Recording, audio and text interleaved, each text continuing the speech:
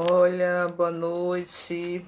A turminha já entrando na live. Carol, Dri, Vânia. Boa noite, Vânia. Boa noite, Carol. Rose. Que bacana, gente. Muito legal. Muito massa. Chegando a turma.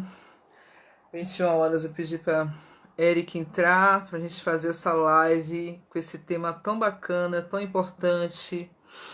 Luana, que a base entrou, que maravilha!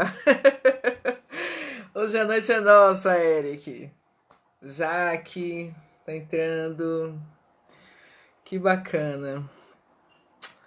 Pra gente hoje não perder muito tempo, né? Soninha, que massa. Muita gente entrando. Isa, sua live foi massa. Não assisti toda porque eu tive que entrar em sala de aula. Mas vi um pouco. Muito bacana você, Jaque. Parabéns. Boa noite, Selminha. Bora lá, né? Vamos começando aqui, né? A nossa live. Hoje, bom, para quem não me conhece, tô por aqui. Vou te chamar. Eu sou professora de Jane, professora da Unifax. Cadê essa selfie? Com a turma de estética, Luana, que saudade, que maravilha, maravilha mesmo. A gente está com a quinta online, tá? Pelo núcleo de práticas e orientações do curso de serviço social da Unifax. Pro Suzane entrou, maravilha. Pati, Jaque arrasou com Isadora nesse instante. Maravilha. E aí hoje a gente está na semana de enfermagem, né? Muito bacana. Eu tô vendo também aqui muitos... Oi, Su! Amanhã é nosso dia. Amanhã tem muita assistência social aqui na live, né? Amanhã é nosso dia de comemorar. Essa semana foi a semana da enfermagem, né? O dia do enfermeiro, da enfermeira. Um momento muito importante, né? Da atuação dessa equipe, que está sendo, sim, reconhecida, mas tem muitas questões que envolvem direitos, né? E a gente sabe o quanto essa equipe já trabalha, né? E aí hoje a gente tinha que fazer uma live que trouxesse um pouco a marca. E aí eu convidei para essa live de hoje um enfermeiro querido, né? Um enfermeiro que eu gosto muito do trabalho, e Eric Abad. Vou chamar a Eric aqui para a gente falar um pouquinho sobre saúde LGBT. A gente começar essa quinta online. Verdade, Vânia, verdade. Eric! Oi, gente, boa noite. Vocês me escutam bem? Eu estou escutando bem, Eric. Muito bem. Ó, Eric, antes de mais nada, eu quero lhe agradecer por aceitar o convite, tá? De participar dessa live. Lhe dar os parabéns, porque nós estamos na Semana da Enfermagem, né? E você é um enfermeiro queridíssimo, referência da gente, né? E aí, antes de iniciar essa live bacana, que a gente fala um pouquinho hoje de saúde LGBT, eu queria que você se apresentasse para a turminha que está assistindo a gente hoje. oi, gente. Então, eu sou Eric, né? Sou enfermeiro por formação. Passei um tempo na saúde da família, como enfermeiro da estratégia. E agora eu estou como técnico do campo temático de saúde da população LGBT aqui da Secretaria de Saúde de Salvador, né? É isso, tenho mestrado em saúde coletiva, estou agora no doutorado aí nesse processo e é isso. Massa. Estudo um pouquinho, pesquisa as questões de gênero e sexualidade mais voltadas para a política pública. Muito bom. Érica, e quando a gente estourou esse tema aí nas redes, né? Falar de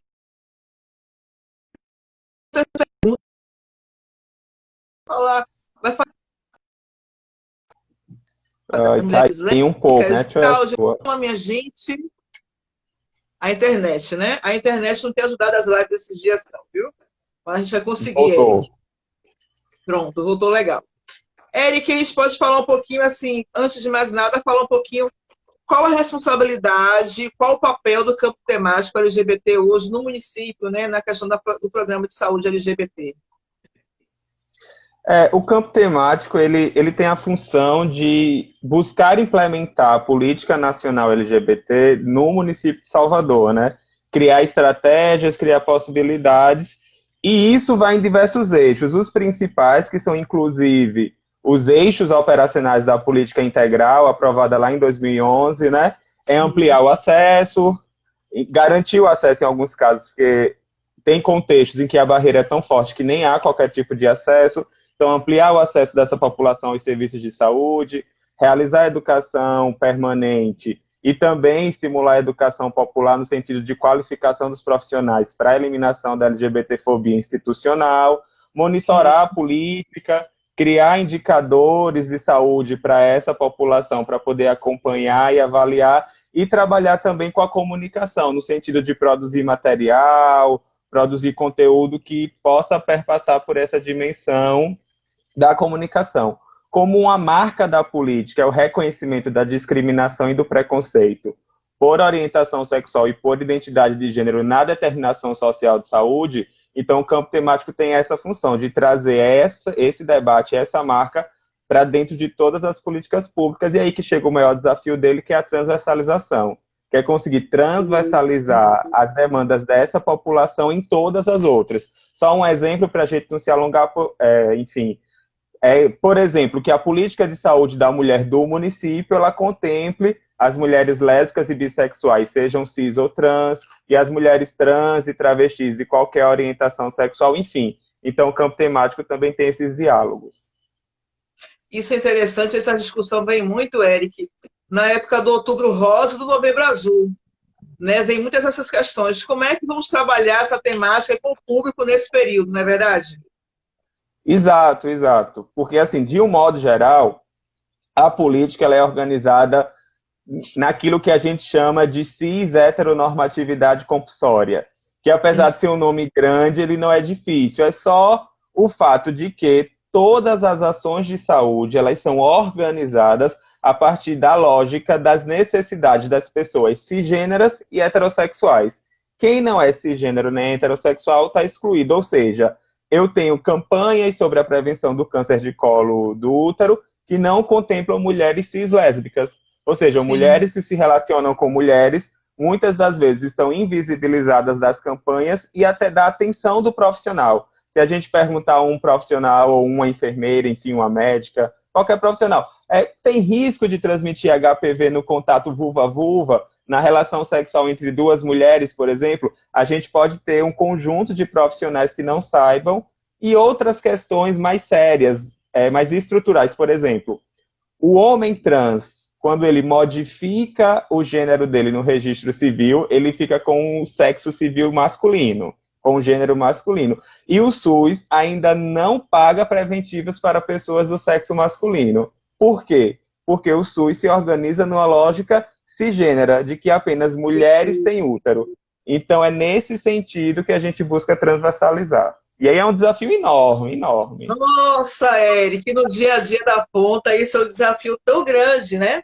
Chega as inquietações, as perguntas, aí um não sabe responder, chama outro colega. Isso ainda é muito forte, por mais que tenha muita discussão, né? Muita discussão. Aí eu acho que a gente pode começar também falando um pouquinho sobre essa sigla, né? Por que em alguns momentos a gente chama LGBT, por que LGBT+, por que LGBTQI+. Vamos falar um pouquinho sobre isso, Eric? Pode ser, pode ser. Ó. Quando a gente fala da sigla LGBT, né, o nome a gente está falando de lésbicas, gays, bissexuais, travestis, transexuais, transgêneros, enfim, esse conjunto da letra T. Sim, Nessa sigla, para entendê-la, a gente tem que lembrar de duas categorias, que é a orientação sexual e identidade de gênero. Porque, observem, até o B, o LGB, eu estou falando de orientação sexual. E no T eu estou falando de identidade de gênero. E o que é perfeito. isso, então? Identidade de gênero é como cada um percebe seu gênero, né? Tem pessoas que vão se identificar com o gênero que foi atribuído a elas ao nascimento, ou seja, a pessoa nasceu no corpo vaginado, disseram que ela era mulher e ela, ok, eu sou mulher, tudo bem, e segue a partir disso. Tem pessoas que não, que mesmo tendo nascido no corpo vaginado, vão se identificar, se reconhecer e se perceber como homens. Aí eu tenho os homens trans. O mesmo acontece para mulheres trans e travestis São pessoas que nasceram no corpo fálico, peniano, mas se reconhecem, se percebem, são mulheres e vivem a sua vida nesse gênero. Então, essa identidade de gênero está lá no T, são essas pessoas.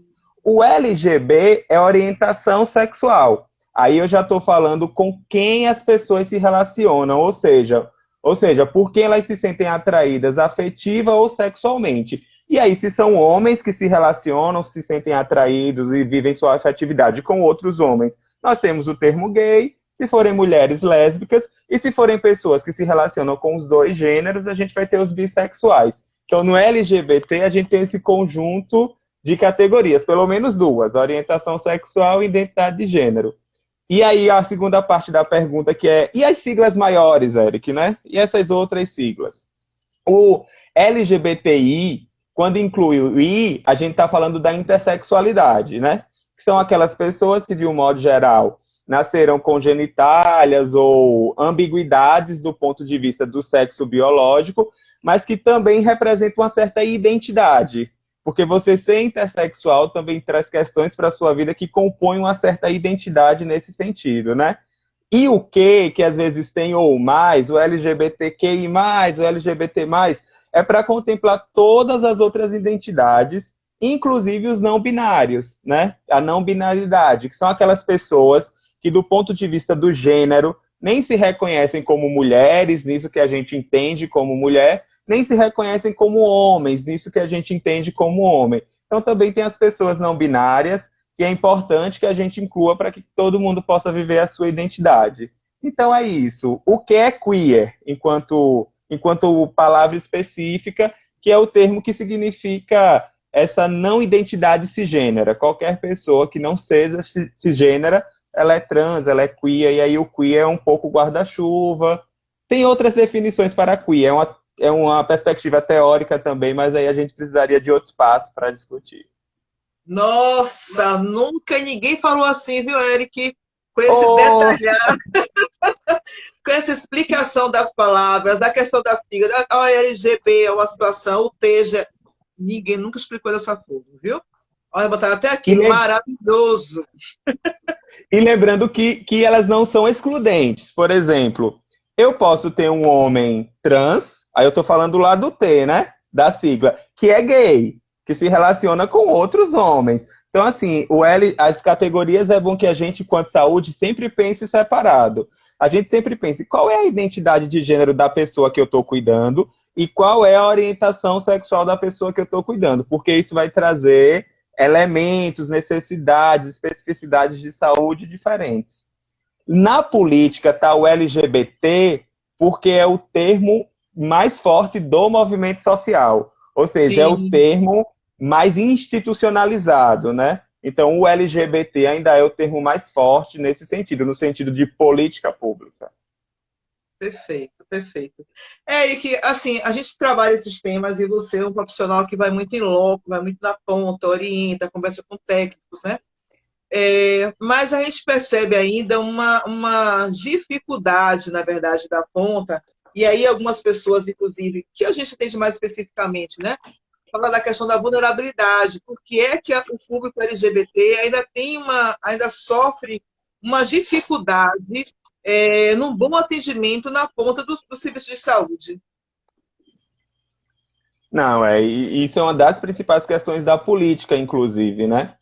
Assim, Sim, para a gente entender essa dificuldade, eu vou ter que recuperar só uma ideia, que ela é fundamental, que é a questão de reconhecer que orientação sexual e identidade de gênero são determinantes sociais de saúde.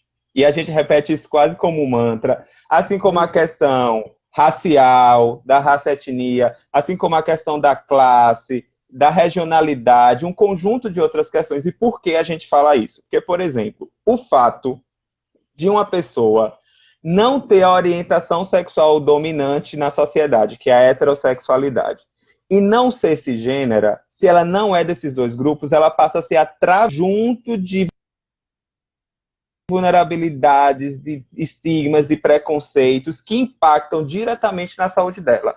Por isso que essas duas categorias são determinantes sociais. Por exemplo, relação familiar. é muito comum a quebra da relação familiar para essas pessoas.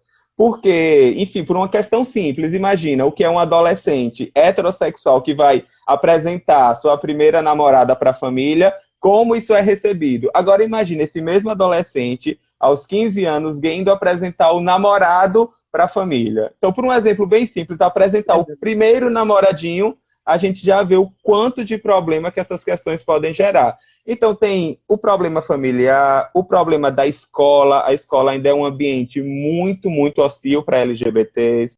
Então, tem o bullying sistemático, a questão da empregabilidade. Quantas travestis nós conhecemos em empregos formais? Quantos de nós já fomos atendidos por alguma travesti, por exemplo, né, numa empresa, enquanto uma profissional de saúde? E tem uma questão também importantíssima, e aí fala diretamente com os profissionais de saúde, que é família, escola e mercado de trabalho. Eu falei, isso impacta diretamente na condição objetiva de vida, renda, recurso, ter casa, ter comida, ter roupa, ter acesso a bens de consumo, cultura, lazer, tudo isso.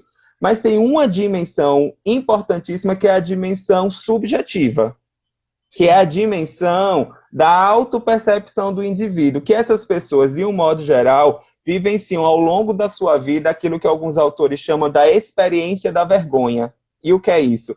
É aquela sensação do que o que eles é algo muito ruim, muito errado, criminoso, pecaminoso, enfim, é uma aberração. E isso tem um impacto direto na saúde mental.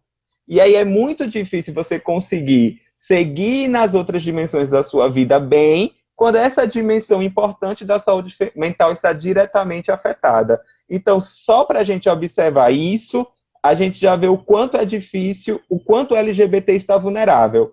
E aí ele chega no serviço de saúde, que é a grande pergunta que você me trouxe. E aí, quando ele chega, qual é o problema? É que toda essa estrutura social que gerou as vulnerabilidades nele está no serviço de saúde. Então ele vai encontrar um serviço de saúde homofóbico, lesbofóbico, transfóbico, que não reconhece as necessidades dele, que não sabe atuar sobre as dimensões de saúde dele, porque nunca estudou sobre. É um serviço de saúde que, na verdade, na maioria das vezes, inclusive, quer reverter o que ele é. Porque o próprio serviço de saúde, e aí eu falo dos profissionais e da estrutura do serviço, é uma estrutura LGBTfóbica, que não consegue acolher, mas afasta. E aí a gente tem os índices de saúde alarmantes por essa dificuldade de acesso. E a gente que trabalha atendendo na ponta já escutou muito isso, eu particularmente também já escutei, de que já foi atendido e a pessoa, na verdade, no atendimento, conduz o atendimento para a mudança da pessoa, como se você tivesse um comportamento, entre aspas, errado, né? E a pessoa fica, tipo assim, indignado, porque, na verdade, você busca o reconhecimento e encontra uma pessoa que te coloca para mais uma barreira, mais uma dificuldade, inclusive até, às vezes, na pronúncia do nome, né? Já está subindo um bocado de perguntinhas aí, viu, Eric? Aí você falou bem bacana. Já estou pedindo até indicação de livros, tá? Para Ótimo, ótimo. mais sobre o assunto. Acho isso muito bacana. E aí, no final, você tem que falar de livros para a gente, viu? O Tá pessoal está aí ótimo. implorando, né? Bem bacana. Eric, a gente fala da LGBTfobia, você falou até um pouquinho aí, e a gente vê como um conceito guarda-chuva, né? Porque aí traz a homofobia, né? E aí eu queria que você falasse um pouquinho desse guarda-chuva para a gente poder ter essa compreensão mais detalhada, no caso da LGBTfobia. O que é que acontece? LGBT é uma sigla política, né? Ou seja, é uma sigla que ela se constrói na união de agentes políticos, especialmente do movimento social, para denunciar e cobrar do Estado respostas para o problema que é o problema da discriminação e da violência em relação a questões de gênero e sexualidade. Mas se a gente pensar, por exemplo, numa pessoa LGBT, ela não existe. O LGBT são vários grupos, são várias pessoas. E a gente até dialoga um pouco sobre isso, né? Que o LGBT virou uma abstração, né? Aí a gente fala saúde LGBT, mas o LGBT em si, ele é político, né? Enfim. É político. E esses grupos têm diferenças entre eles, e diferenças importantes. E apesar da semelhança que os une, que é a vivência dessa violência e dessa discriminação. Por exemplo, mulheres lésbicas e a lesbofobia tem uma pauta muito importante que é a da invisibilidade. Assim, como a política de HIV, ela trouxe muita luz com seus problemas e soluções, né, com o céu e o inferno que a gente brinca, para homens gays e para mulheres trans, especialmente as mulheres lésbicas ficaram um pouco distantes da política de saúde nesse sentido. Então, por exemplo, elas são ainda muito invisíveis. Tem questões da lesbofobia como o estupro corretivo, que é aquela violência sexual que visa corrigir a orientação sexual de uma mulher lésbica, porque a ideia que ela é lésbica porque não conheceu um homem que mostrou para ela o prazer sexual, enfim, que são questões muito específicas da violência contra mulheres lésbicas. E outra questão, quando a gente olha os dados de violência, elas são um grupo que sofrem muita violência, mas como na maioria das vezes, ou boa parte das vezes, essa violência não é em via pública, não é no bar, não é na rua, ela é menos vista porque ela acontece muitas vezes dentro do domicílio. E aí tem uma relação muito próxima com a violência que a mulher, de um modo geral, sofre. Quando a gente olha, por exemplo, para os... Vão ter outras pautas de saúde, né? Mas pensando aqui na violência. Quando a gente olha para a homofobia, que fala um pouco mais da homossexualidade, mas aí pensando na gayfobia nos gays, também vão ter suas características, né? Essa característica muito do escárnio, muito do bullying mesmo, e dessa violência física direta. É uma violência, inclusive, que os dados mostram comuns entre parceiros íntimos, ou seja, homens gays que se relacionam com outros homens que não necessariamente são gays, mas que nessa relação muito complexa de violência, de discriminação, acabam sofrendo violência. E quando a gente olha para o outro lado, né, para as pessoas trans, a violência é muito mais forte. É muito mais forte porque os LGBs, né, eles ainda conseguem, de algum modo, às vezes não expor, segurar um pouco, não se apresentar, não assumir ainda, mas a pessoa trans não, porque tem uma dimensão do corpo também, né? O corpo fala ali, né? A questão do corpo. E aí é muito forte, é muito presente. Então, assim, a exclusão, a violência física, psicológica, que as pessoas trans sofrem é absurda, né? Para mulheres trans, que a gente tem alguns dados do movimento social, a expectativa de vida é de 36, 38 anos. Então, assim, é muito sério. É muito sério. E boa parte das mulheres trans ainda tem que recorrer à prostituição como meio de vida. Não fazendo aqui qualquer tipo de julgamento sobre o mercado da prostituição, mas tem que ser uma escolha, né? A pessoa tem que escolher exercer aquele ofício e não ser única opção aquele ofício. Então, assim, as violências são diferentes e, sem dúvida, elas são organizadas por outros critérios. E aí eu encerro para a gente continuar, que são as outras categorias sociais. Por exemplo, um garoto gay, morador da periferia de Salvador, ele está sujeito a violências muito diferentes de um homem gay branco morador da Graça, por exemplo. E aí, sucessivamente. Então, a interseccionalidade é importante para pensar essas violências. O termo LGBTfobia é guarda-chuva para tudo isso. Nossa, que noite de aula, viu, Eric? Obrigado. Que prazer demais. Conversar com você é profundo. Olha, teve uma pergunta que eu achei interessante, estava passando aqui, está tendo muitos comentários, né? Fala assim, você citou sobre o bullying sistemático no meio escolar. Atualmente, você vê alguma estratégia governamental que medir essa desconstrução de preconceito no espaço escolar? Você consegue perceber isso, Érico? Isso é uma pergunta importante, assim, bem importante. Hoje a gente, de fato, do ponto de vista do governo federal, a gente tem uma ausência de iniciativas nesse sentido. Dentro do contexto da saúde, aí eu estou falando um pouquinho dos governos locais, né, enfim, estaduais e municipais, a gente tem o espaço do Programa Saúde na Escola.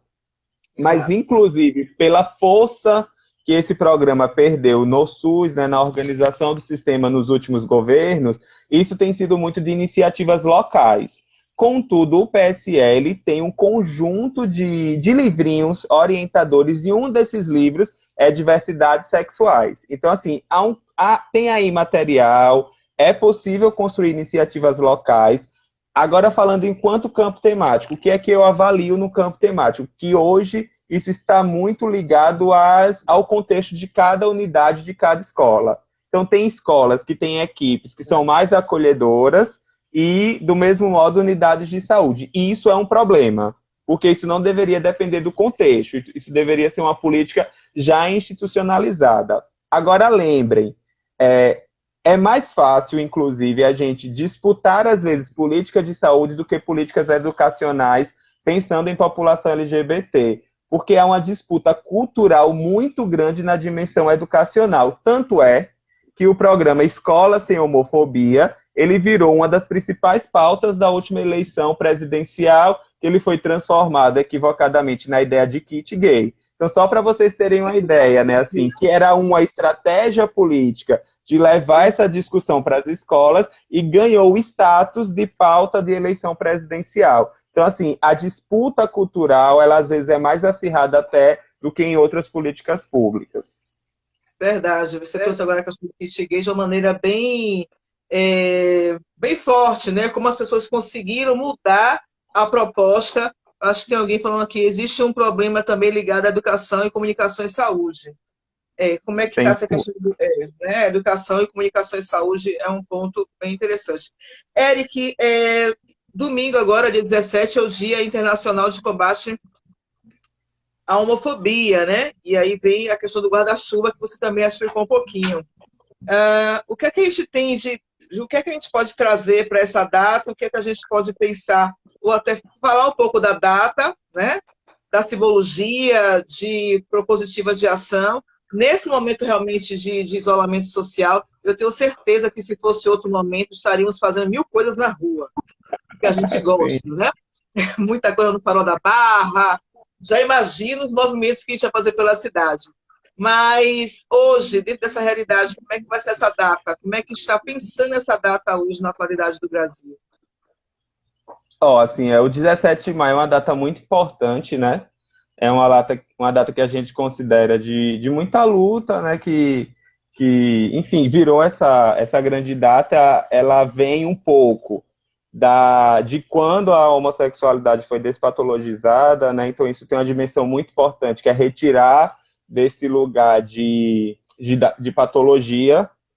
E assim, aqui no campo temático esse ano, o que a gente vai conseguir fazer pela questão da pandemia, a gente está preparando 2 materiais em parceria com alguns centros, com o CPDD, com o ambulatório de pessoas trans e travestis lá da CESAB, do SEDAP, com o pessoal do Trans pra Frente. Então vai liberar uma cartilha digital para a gente poder dialogar um pouquinho as questões da pandemia, pensando na população LGBT, e aí usando um pouco da linguagem, do Pajubá. A gente espera na próxima semana estar com esse material caminhando. Tem também umas ações de comunicação nas redes da SMS, e a gente também aqui na secretaria vai liberar uma nota orientando os profissionais de saúde sobre alguns pontos importantes sobre saúde LGBT e pandemia, porque, como não poderia deixar de ser, a pandemia, alguns cuidados com a pandemia são extremamente complexos para a população LGBT e outras populações vulneráveis. Então, Fale logo assim, sobre isso, viu? vou falar. Então, assim, deixa eu só pegar aqui. Então, assim, tem essa questão, né, que como é complexo sempre pensar em grupos vulneráveis, né, por essa questão. Então, eu falo sobre isso já? Não, você pode falar. Pode falar. Posso? Então, o que é que acontece? Por exemplo, algumas orientações da pandemia, elas são muito complexas para diversos grupos. Vou começar com uma delas.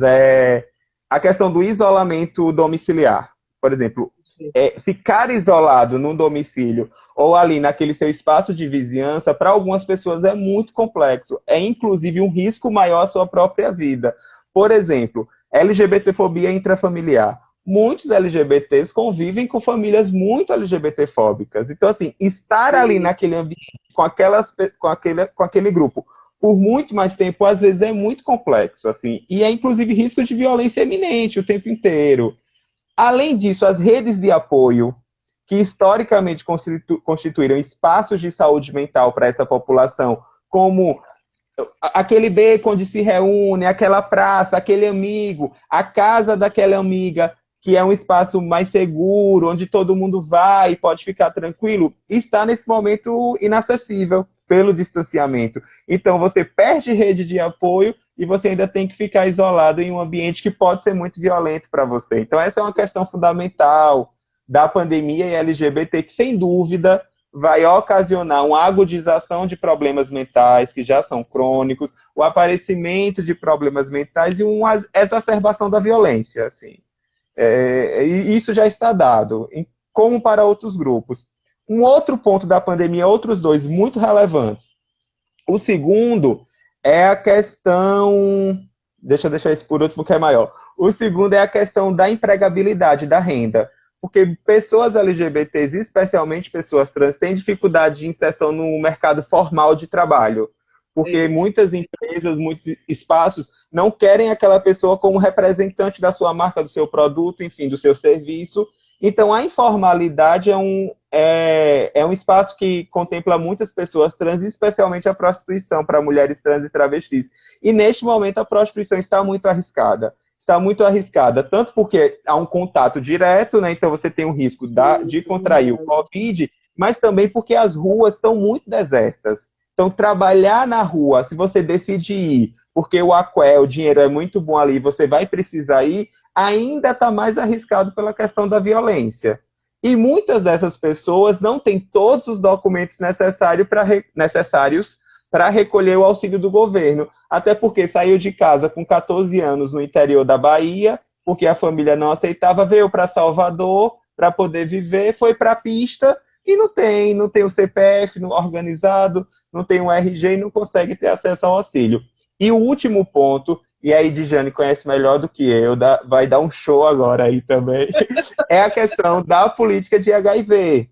Verdade. Que, assim, tem questões importantíssimas da política de HIV na pandemia, como a dificuldade de acesso à testagem, como a dificuldade de manutenção do tratamento, e uma coisa importante que é assim, o HIV tem uma relação direta com imunidade, né, com proteção do corpo. Então, assim, quando você bloqueia o acesso à testagem, quando você reduz a possibilidade de um acesso ao tratamento, você pode, enfim, gerar uma condição física muito relevante para o Covid, né? Quem está em tratamento não, está ótimo. Quem está indetectável, carga viral controlada, está tudo bem. Mas quem estava pensando ali em fazer a testagem, isso pode ser um momento de dificuldade. Inclusive, a gente estava trabalhando nisso essa semana, sobre a ampliação dos autotestes, né? Que a gente vai ampliar o autoteste para os serviços de atenção especializada do município no contexto da pandemia, isso vai continuar, mas o start está sendo no contexto da pandemia, justamente para ampliar o acesso. Tanto para que a pessoa, se chegou no SAI, mas ainda não estava na janela imunológica, ainda faltavam 10 dias, ela pode testar ali por outras questões e leva o autoteste para quando completar a janela poder testar de casa e não se deslocar ao serviço, porque ela quer levar para o amigo dela que o pai não deixa sair de casa. Então, assim, o autoteste acaba sendo uma ampliação dessa possibilidade nesse momento. E aquele aviso que vale sempre, se alguém abandonou o tratamento, e os serviços também nesse momento têm essa responsabilidade, é chamar de volta para o acompanhamento, porque vai ser importantíssimo o acompanhamento nesse momento. Eu acho que esses 3 pontos são bem importantes. E o último é a pandemia, isso é fundamental. Não pode ser justificativa para a LGBTfobia dos profissionais. Não há motivo para não respeitar o nome social durante a pandemia. Não tem essa, assim. A pessoa pode estar no caso grave de Covid, está com falta de ar. Se é uma travesti, é a fulana, é a Maria. Se é um homem trans, é o Pedro. Porque a dignidade da pessoa humana, ela deve ser respeitada em qualquer contexto. E crises sanitárias são espaços muito férteis para o desrespeito à dignidade humana, ao direito humano. Então, assim, LGBTfobia, pandemia não justifica LGBTfobia. Então, esses 4 pontos para pensar a pandemia são fundamentais na minha avaliação. Eric, foi muito bem colocado. Eu vou fazer até uma contribuição à sua fala. Eu quero só dar um aviso às pessoas que se inscreveram, porque essa live a gente disponibilizou certificado, né? Então, quem se inscreveu para a live, está na hora de fazer a nova inscrição para validar os certificados, tá?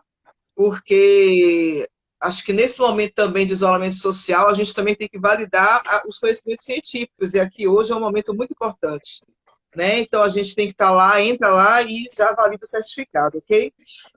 Com relação à política de HIV, realmente a gente recebeu o material, as normativas, reunimos a equipe e decidimos que a gente não ia suspender os atendimentos. Então, a gente está garantindo nas unidades, na unidade o teste rápido, né, com aconselhamento, a gente está garantindo aconselhamento, até porque a gente sabe que tem situações que a gente tem que falar um pouquinho dessa prevenção combinada, falar de PEP, tem casos que a gente tem que caminhar para a UPA, fazer os encaminhamentos necessários, para entrar com a profilaxia, né, da pré-exposição, orientar de uma maneira geral as pessoas. Então, a gente está mantendo aconselhamento, está mantendo a testagem. A gente sabe que tem profissionais hoje que estão se afastando por questões de saúde, a gente sabe que não está fácil esse momento, a gente oscila nessa situação. A gente está mantendo os atendimentos com a infectologista, né, com a infectologista, está garantindo a primeira consulta, como sempre fez. Eu fiz questão de avisar a secretaria que a gente não ia suspender o atendimento, a gente ia se proteger da maneira possível, com os EPIs, com os cuidados, mas a gente ia garantir. E estendemos o prazo das receitas, né, para as pessoas não ficarem sempre vindo buscar receita, então a médica está colocando a receita com mais prazo, incentivando realmente a distribuição de preservativo em quantidades maiores para quem pede, para quem quer. As instituições também têm ligado para a gente poder buscar em quantidade de preservativos. Então, assim, a coisa tem fluído, né? Eu fico muito incomodada quando a pessoa procura o serviço e não consegue fazer o teste, ou fazer, né? Às vezes é uma exposição curta. Hoje aconteceu um caso muito interessante, a pessoa chegou super angustiado. Interessante que eu não tinha na hora uma pessoa para fazer o teste, porque a gente está com pessoas com atestado médico, mas a gente acolheu. Vem para cá. Aí coloca na sala, escuta e identificamos que, na verdade, a pessoa precisava de uma PrEP, né? Então, uma PrEP, porque teve a exposição, estava dentro do prazo de 48 horas, né? Então, a gente fez um encaminhamento, foi para a UPA para iniciar essa situação de tratamento e fluiu bem, porque deu feedback que foi atendido na UPA e que iniciou. Então, essas coisas a gente consegue fazer, a gente tem que garantir, né? Mesmo a gente sabendo que a dificuldade é muito grande. A gente hoje recebeu um material lindo que vocês vão lançar essa semana com relação ao teste rápido e ao teste, o autoteste, e já mostraram o de Jânio, aí começaram as opiniões, né? Eu disse, ai, meu Deus do céu, vem coisa por aí. Aí eu vi o material, a gente ainda não pode divulgar, a secretaria vai divulgar, mas ficou lindo. Eu disse assim, olha, Eric está por trás disso, tenho certeza disso. Muito bacana, né? E aí a gente está vivendo esse momento, não está sendo fácil, porque tem as tensões, tem as questões de saúde mental mesmo, as pessoas...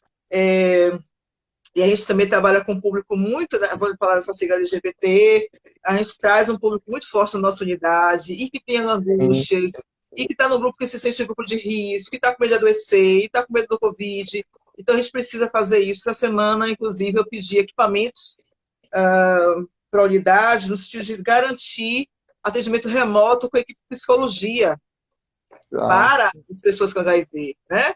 Para colocar câmera, para quem tem a tecnologia, instalar um telefone numa sala mais reservada para poder fazer as ligações para quem não tem a tecnologia. Então, as coisas que a gente consegue perceber, a gente consegue fazer para não perder esse diferencial e manter o paciente na unidade, criar o vínculo, né? Manter esse vínculo, que é muito importante. Então, concordo plenamente com a sua fala. Aliás, não posso discordar de você nunca, né, Eric? Não diz isso, não diz isso. A gente vai conversando, a gente vai conversando. E aí, minhas duas perguntas, né, Ave Maria, muitas perguntinhas, mas eu quero mostrar uma coisa, acho que o tempo acho que é possível. Tem alguns materiais, inclusive, que eu passei a conhecer na saúde depois que você entrou no campo temático, tá? Aí eu queria que você falasse um pouquinho desse material pra gente, ó. Esse é ótimo. Esse material, você sabe que esse material eu não consigo viver sem ele, né? Onde quer que a gente vá, a gente leva. Que bacana, tá?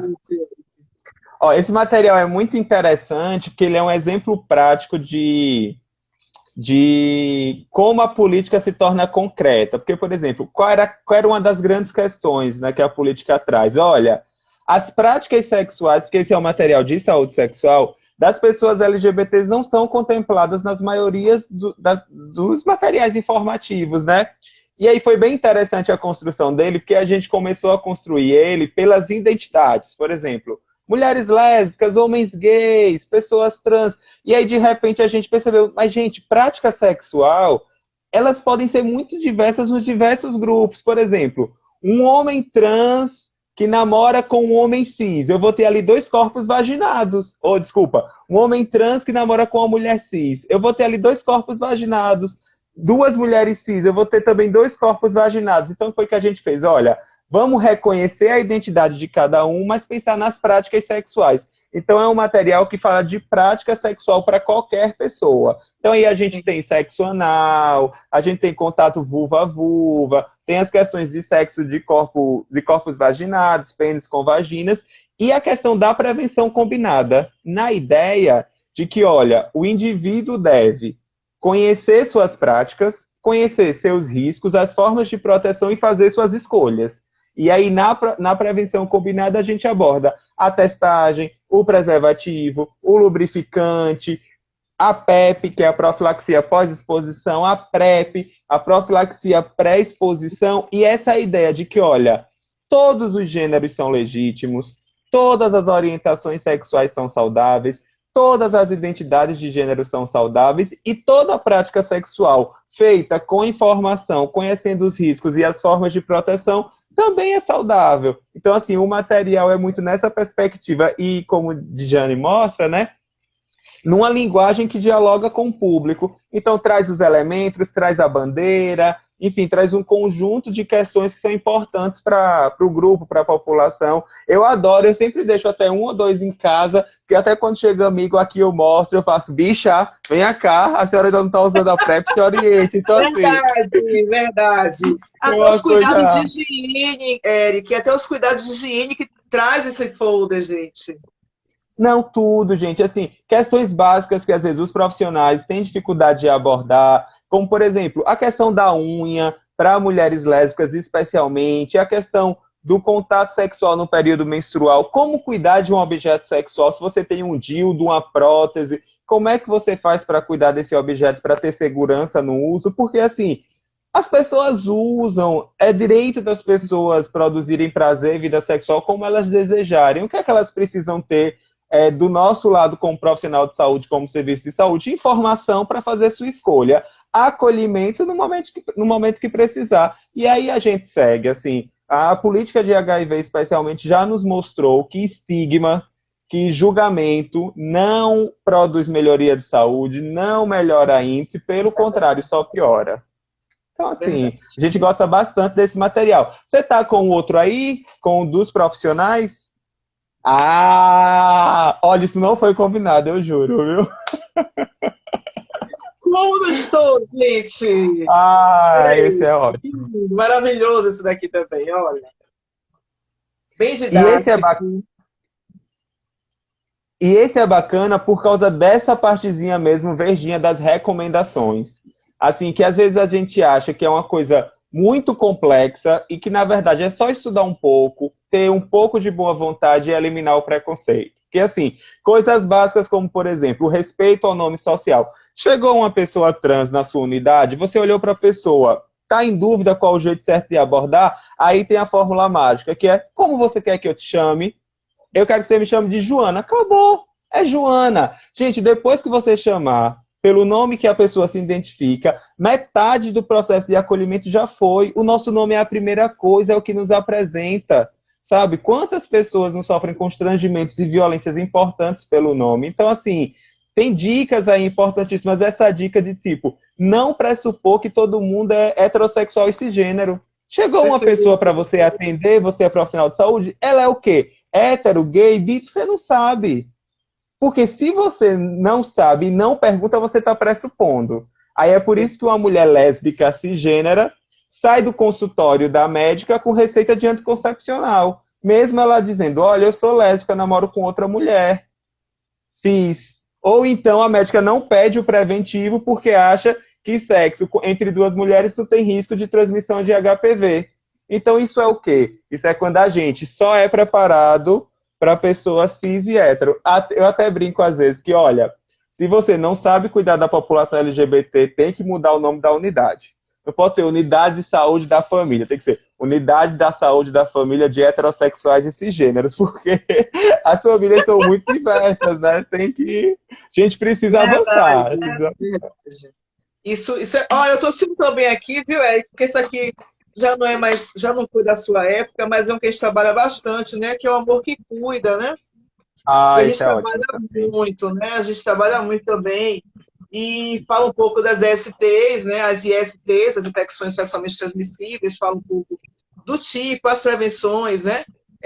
Fala um pouco da questão também dos serviços de referência, os endereços. E uma coisa que eu quero até falar um pouquinho também, aproveitando essa temática, porque uma semana antes da gente entrar na pandemia, a gente estava apresentando dados e gráficos e tabelas da epidemia de sífilis, né? E aí Sim. a gente, tipo assim, aí veio o corona e a gente, sim, vamos falar de sífilis. Ah, e cadê a sífilis? Não, sim, mas a sífilis está aí, né? E a gente ainda continua recebendo as pessoas em tratamento, a gente continua tratando as pessoas, porque a sífilis está aí, os testes estão tão fortes, a gente está mostrando que as pessoas. Eu sempre fico assim, dizendo assim, gente, teve algum registro de sífilis agora de tarde? Teve, porque tem, se faz teste, sempre tem, né? E aí eu queria saber um pouquinho assim, acho que você já falou um pouco disso também já, né? As orientações, a gente sabe que tem a prevenção combinada, e eu vou falar uma coisa, e você vai dizer assim, Dijane, pode falar isso, mas não vou falar. A gente fala muito de sexo protegido, né? De usar camisinha. Ah, usa o preservativo, a gente sabe que o preservativo é importante. Mas existe também uma questão de quando você tem a confiança, aquela confiança no parceiro, a questão da camisinha já deixa de ser tão importante porque a confiança é mais, né? Aí eu queria que você fizesse uma reflexão com relação também um pouquinho a isso, Eric. Ó, é exatamente isso, né? A prevenção combinada, ela veio dessa ideia de que, tipo assim, cada pessoa vive um contexto de vida. E nesses contextos de vida, as pessoas devem ser livres para poder fazer suas escolhas, entendendo os riscos e se responsabilizando por suas escolhas. Eu até brincava muito, eu até fazia isso mais na saúde da família, que eu tenho muita saudade, inclusive, que era tipo assim, vinha um casal, ouvia uma pessoa e dizia, ah, mas eu sou casada, tirei a camisinha. Eu brincava, olha, na camisinha eu confio, porque o Inmetro diz aí que é 98%. Na confiança da sua parceria sexual, olhe, e ficava aquela brincadeira, né? E aí a pessoa às vezes dizia, e você usa camisinha? Eu fiz, calma, que o assunto aqui não é sobre mim, vamos conversar sobre você, e ficava aquela. Mas assim, qual é a grande questão? É que hoje o preservativo não é o único método. Ele ainda é o mais confiável, ele ainda é o de mais fácil acesso e aquele que tem uma maior proteção, porque ele protege contra HIV e contra as outras ISTs. E ainda protege nas relações pênis-vagina, né, de uma gravidez indesejada. Então, assim, porém, ele não é o único e para algumas pessoas tem algumas questões em relação ao preservativo. Então, hoje, o que é que a gente tem? A gente tem a PEP, né? Que é a profilaxia pós-exposição, que é aquela que a gente usa até 72 horas da exposição desprotegida. Transou sem camisinha, estava no final do circuito Barrondina, rolou mesmo atrás do camarote, foi sem camisinha, quando olhou, teve exposição ao sêmen e ao esperma, até 72 horas sem a PEP. E para outros casos também, uma violência sexual, a camisinha Sim, estourou, usou a sim. camisinha certinho, mas ela estourou. Seja numa penetração vaginal, seja numa penetração anal. A penetração anal, ela de fato tem mais riscos de transmissão do HIV no caso, né? Então ainda é mais importante a PrEP nesses casos. Tem a PrEP, né, que é profilaxia pré-exposição, que é um conjunto de antirretrovirais, dois, na verdade, que a gente usa para prevenir uma infecção pelo HIV se for exposto ou exposta, mas a PrEP só protege HIV, né? E uma coisa importante, hoje no SUS, a PrEP ela está disponível para algumas populações chaves, né? Que aí seriam homens cis, homens gays, homens que transam com homens, mesmo não sendo gays, mulheres trans e travestis, profissionais do sexo de qualquer identidade, foi profissional do sexo tem direito, e casais soro diferentes, né? Quando um tem HIV e o outro não tem. Esse exemplo é ótimo para a gente pensar o preservativo. Por exemplo, um casal soro diferente que quer engravidar, em algum momento ele vai ter que tirar o preservativo. Então, pode ser uma medida de segurança a pessoa que não tem HIV usar a PrEP.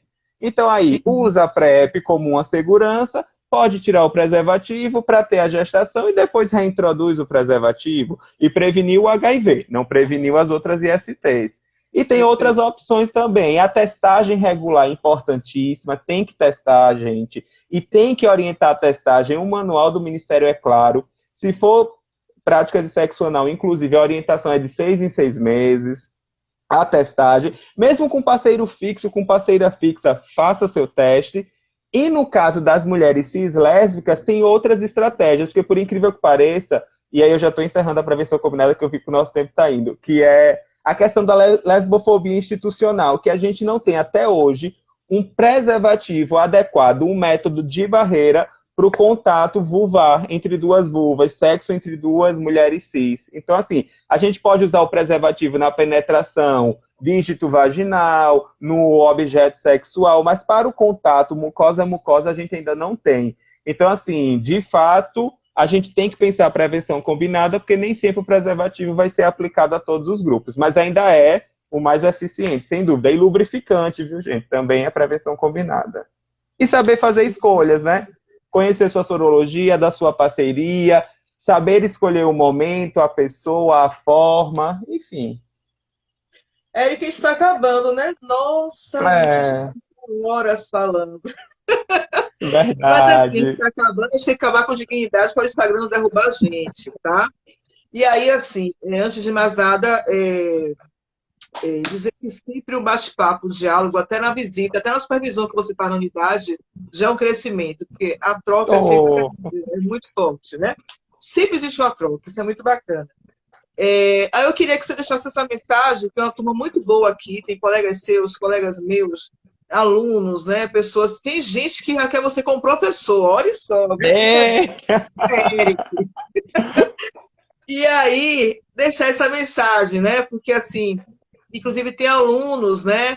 Que já colocaram aqui a questão de se identificar no público LGBT. Eu vi pessoas também que sofrem um pouco com a questão da homofobia, dos espaços em casa, do saber lidar, a gente sabe disso, né? Aí eu queria que esse final meu dedicar a você, agradecendo, mas que você deixasse essa mensagem para essa turma que está aqui, né? E para a gente fazer esse movimento também no domingo, não só no domingo dia 17, mas que a gente leva essa bandeira ao longo da nossa vida. Ó, eu vou aproveitar então. Muito obrigado, viu, Diana? Assim, é sempre um prazer. Eu aprendo muito contigo, aprendo muito com suas experiências no serviço. Eu até brinco que eu queria dividir um pouquinho da minha carga horária, que eu queria ficar umas 4, 8 horas lá no SAI para aprender com você. Eu realmente aprendo muito. Uma outra questão é que eu vi alguns amigos aqui, eu vi Samantha, Henrique, eu vi Ricardo, Alexandre, vi até minha mãe passou aqui, então assim. Agradecer, enfim, por ter vindo dialogar um pouquinho com a gente. E eu vou aproveitar, então, esse momento para falar, então, um pouquinho com seus alunos LGBTs, até pela questão do combate à LGBTfobia do 17 de maio. Eu também sou um homem gay, né, enfim. E, assim, é muito importante a gente lembrar que o cuidado, o autocuidado e o cuidado com as nossas irmãs e irmãos sempre foi uma importante estratégia de sobrevivência, de saúde, e nessas irmãs e irmãos estão incluídos os pares dessas letrinhas, mas também os profissionais de saúde aliados, os profissionais de outras áreas aliados que entendem que saúde é um direito, que inclusão é um direito, que todas as pessoas têm direito à dignidade humana, à vida humana. Então, assim, pode parecer difícil, é difícil, mas também pode melhorar. Então, vamos construir nossas estratégias de sobrevivência, de luta, para a gente continuar seguindo. Já estivemos piores. Então, vamos lutar para a gente passar por esse momento difícil, político e da pandemia, e a gente ter questões melhores no futuro. Só da gente poder estar dialogando hoje aqui sobre isso já mostra que há espaços a serem construídos. Então, vamos seguir. Um forte abraço para todo mundo, para todo mundo. Todas, todos Gente, e todos. a gente para agradecer. Olha, tanto parabéns, assim, acho que foi a live, sabe, Eric? A live do ao vivo. Verdade, porque assim, na verdade, a gente está falando de um tema que a gente precisa dialogar muito mais. E alguém falou sobre isso, eu não lembro quem foi, porque foi muita mensagem, mas assim, é uma discussão que a gente não tem muita academia, né? A questão dessa discussão de gênero, trazendo a questão da LGBT, a gente não faz muito isso, a gente precisa disso, né? A gente traz isso de maneira pontual, traz isso de discussão mais restrita. Eu tenho um grupo de alunos hoje que está fazendo trabalhos remotos no projeto, no programa que eu faço a coordenação, que está discutindo LGBT. Vamos gravar um vídeo para domingo publicar, né? Ah! Então, assim, são coisas que a gente motiva que faça. Vamos divulgar no dia 17, vamos fazer cards de apoio, falar um pouco dos direitos, das leis, fazer os artigos, né? E denúncia, Eric, faz aonde? Oriente a gente. Ó, tem o Observatório de Violência da CEMU. A gente pode mandar depois o número completo. Tem o CPDD, que é o Centro de Promoção de Defesa dos Direitos LGBTs da Bahia, que é do governo do estado. Tem o Centro de Referência Municipal LGBT. Tem o Disque 100, que é o Disque Direitos Humanos. Tem a ouvidoria do município, se for no serviço de saúde ou outro serviço municipal, que é 156. E também lembrar que algumas questões, gente, é polícia, tá? Infelizmente, é segurança pública, é delegacia, porque é crime mesmo. Então, assim, foi criminalizado, então a gente tem que começar a fazer os boletins de ocorrência, e tem dois órgãos que são muito parceiros nisso, que é a Defensoria Pública, que tem um núcleo de direitos humanos que recebe essas denúncias e orientam, e que é uma instituição fundamental nesse processo, e o Ministério Público também. Então, depois, talvez, Gigiane, a gente possa juntar tudo isso e você deixar fixado aí em um post no seu Insta, que aí o pessoal pode ter acesso também. Eu já pensei sobre isso também, Eric. Depois, quando acabar a live, vou te mandar uma mensagenzinha para a gente gravar algo fixo. Tudo planejado. Para deixar esse recado. Né? A live apaga, mas a gente tem que deixar algo gravado para o pessoal, essa mensagem. Aí eu vou mandar para você. Para você, um beijo grande, um abraço, aquele abraço que a gente não pode dar, né? Você falar do afeto, dizer que essa semana vai ser bacana, vai lançar muito material.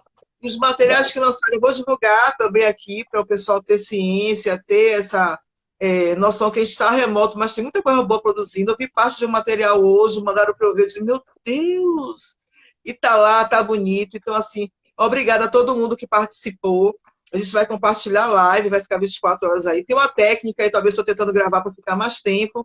Mas Eric vai gravar uma mensagem para a gente, para deixar fixado também lá nos stories. Tá bom? Beijo grande. Tchau, boa Beijo. noite.